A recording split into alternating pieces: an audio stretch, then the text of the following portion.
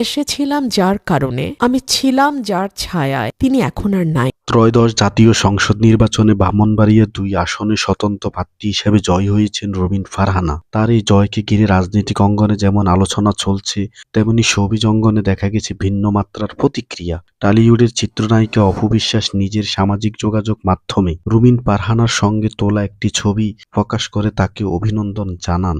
আর সে একটিমাত্র ছবি তৈরি করেছে বহুমাত্রিক আলোচনার ঝড়। শুভেচ্ছা নন, রাজনৈতিক বার্তা। ছবির ক্যাপশনে অপবিশ্বাস রুমিন ফারহানাকে নারী নেতৃত্বের অনন্য উদাহরণ উল্লেখ করে শুভকামনা জানান। তার ভাষ্যে উঠে আসে নারীর ক্ষমতায়ন, নেতৃত্ব, নারীর অগ্রযাত্রা এবং রাজনীতিতে নারীদের সক্রিয় অংশগ্রহণের প্রত্যাশা। শোবিজ জগতের একজন জনপ্রিয় তারকা হিসাবে অপবিশ্বাসের এই প্রকাশ্যের শুভেচ্ছা অনেকেরই কাছে ইতিবাচক বার্তা হিসাবে ধরা পড়ে। বিশেষ করে নারী নেতৃত্বের প্রসঙ্গটি সামনে এনে তিনি যে সমর্থন জানিয়েছেন তা নারীর অধিকার ও প্রতিনিধিত্বের প্রশ্নে সচেতন একটি অবস্থান হিসাবে দেখা হচ্ছে।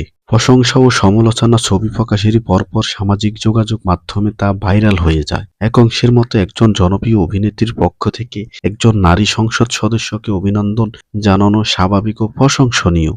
নারী নারীর পাশে দাঁড়াবে, এটাই স্বাভাবিক। কেউ কেউ এটিকে নতুন প্রজন্মের নারীদের জন্য অনুপ্রেরণা বলে মন্তব্য করছে, তবে অন্য একটি অংশ বিষয়টিকে ভিন্ন চোখে দেখছে। তাদের দাবি অপবিশ্বাস হয়তো এই ছবিকে রাজনৈতিক ঢাল হিসাবে ব্যবহার করছেন।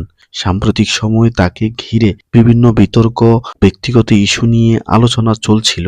এমন প্রেক্ষাপটে হঠাৎ এই রাজনৈতিক ব্যক্তিত্বের সঙ্গে ছবি প্রকাশকে অনেকেই কৌশলগত পদক্ষেপ বলে মনে করছেন।